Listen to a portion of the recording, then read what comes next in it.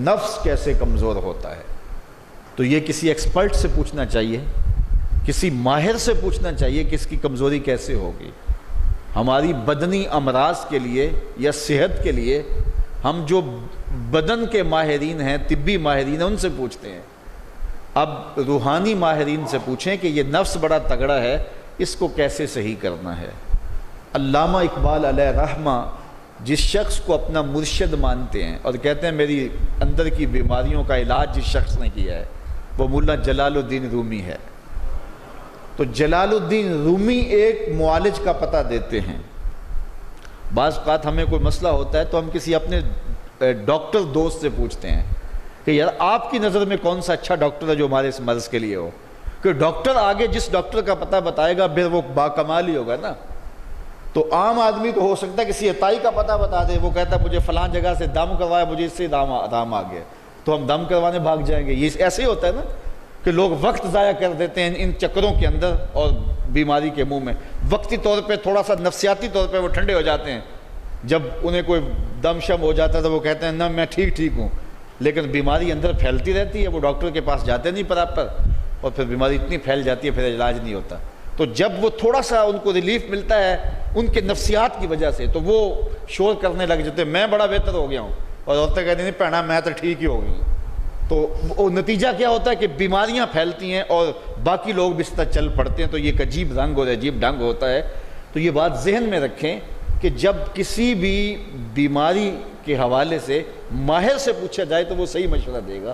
عام آدمی اپنے انداز سے بات کرتے ہیں، تو کسی ڈاکٹر سے پوچھیں کہ جناب اس شعبے کا ڈاکٹر کیا، تو وہ صحیح ڈاکٹر بتائے گا۔ اب ماہر سے پوچھا گیا، ماہر بھی کون ہے؟ جس کو اقبال نے بھی اپنا مرشد مانا، اور اقبال نے جس کو اپنا مرشد مانا وہ مرشد ہی ہوگا نا۔ اللہ اکبر۔ تو وہ اقبال فرماتے ہیں ایک مرشد کا پتہ دیتے ہیں علامہ رومی کا، اور رومی آگے ایک مرشد کا پتہ دیتے ہیں۔ ہفت شہر عشق را عطار گشت ما ہنوز اندر خم یک کوچام۔ شیخ فرید الدین عطار کے بارے میں حضرت رومی کہتے ہیں کہ یہ وہ شخص ہے کہ جو عشق کے ساتوں شہر گھوم چکا ہے، اور حضرت رومی کہتے ہیں کہ میں پہلے شہر کی پہلی گلی کے کونے پہ کھڑا ہوں۔ اب شیخ فرید الدین کس مرتبے کے شخص ہیں؟ تو ان سے پوچھئے کہ آپ ماہر ہیں، اقبال کا مرشد بھی آپ کی دہلیز پہ کھڑا ہے، تو آپ بتائیے یہ نفس کا علاج کیا ہو؟ تو شیخ فرید الدین فرماتے ہیں آؤ میں تمہیں بتاؤں اس نفس کا علاج کیسے کرنا ہے، چونکہ یہ نفس کا علاج ان لوگوں کے پاس ہے۔ باج فقیراں کسے نہیں ماریا، باہو ظالم چور اندر دا ہو، یہ ان لوگوں کا ہی کام ہے کہ اس کا علاج کریں۔ تو شیخ فرید الدین فرماتے ہیں نفس نتواں کش الا باسے چیز بات گوئم یادگیرش اے عزیز۔ نفس نہیں مرتا، لیکن اگر تیرے پاس 3 اسلحے موجود ہیں تو پھر اس کو قابو کرنا مشکل بھی نہیں ہے۔ وہ 3 اسلحے کون سے ہیں ذرا سن لیجئے، اور اس نیت سے سنیے کہ ہم اس ماہ صیام میں اس پر عمل کریں گے اور اپنے نفس پہ قابو پانے کی کوشش کریں گے۔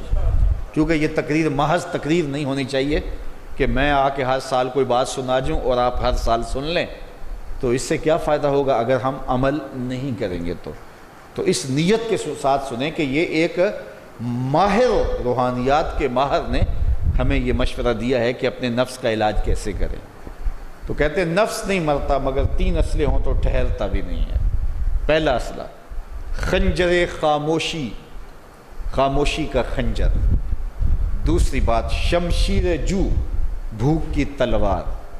اور تیسری بات نیزائے تنہائی اور ترک ہجوم، اور ایک تنہائی کا نیزہ۔ کہتے ہیں 3 اسلحے اگر تمہارے پاس ہیں تو یہ نفس قابو میں آ جائے گا۔ خاموشی کا خنجر، بھوک کی تلوار اور تنہائی کا نیزہ۔ ایک دشمن بندھا ہوا ہے، 3 اسلحے لے کے دوسرے دشمن پہ ٹوٹ پڑو۔ ماہ صیام میں بھوک تو پہلے ہی کاٹنی ہے، لہٰذا یہ جو ہے وہ بھوک کا ہتھیار بھی اس کے اوپر جو ہے وہ کارگر ہو گیا۔ اب خاموشی بھی اختیار کریں، کوئی فضول بات اپنی زبان پر ادا نہ ہونے دیں۔ میرے حضور نے فرمایا اگر تم سے کوئی الجھے، کوئی لڑے، کوئی بحث کرے تو تم اسے کہہ دو انی صائمن، جا بابا معاف کر میں نے روزہ رکھا ہوا ہے۔